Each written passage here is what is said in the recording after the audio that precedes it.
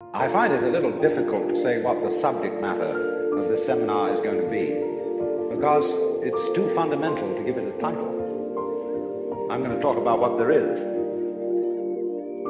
Space, you see, is not just nothing. If I could magnify my hand to an enormous degree so that you could see all the molecules in it, I don't know how far apart they would be, but it seems to me they would be something like tennis balls in a very, very large space. And you look, when I move my hand like this, you say, for God's sake, look at all those tennis balls. They all go together. Crazy. There are no strings tying them together. Isn't that weird?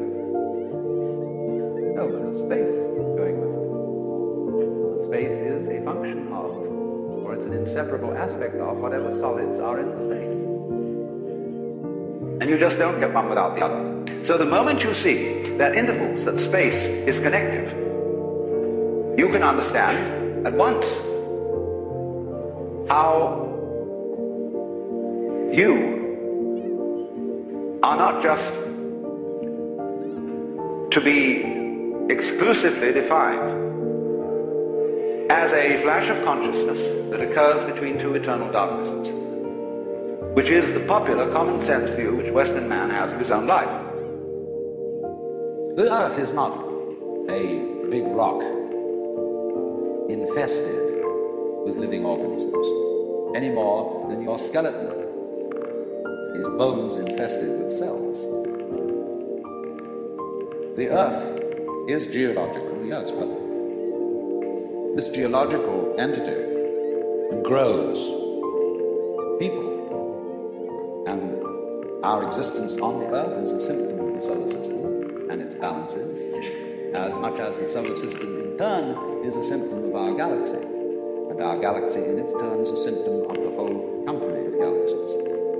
Goodness only knows what that's in. But you see, when as a scientist you describe the behavior of a living organism, you try to say what a person does. It's the only way in which you can describe what a person is. Describe what they do. Then you find out that in making this description, you cannot confine yourself to what happens inside the skin. In other words, you can't talk about a person walking unless you start describing the floor. Because when I walk, I don't just dangle my legs in empty space. I move in relationship to a room. And so in order to describe what I'm doing when I'm walking, I have to describe the room. I have to describe the territory.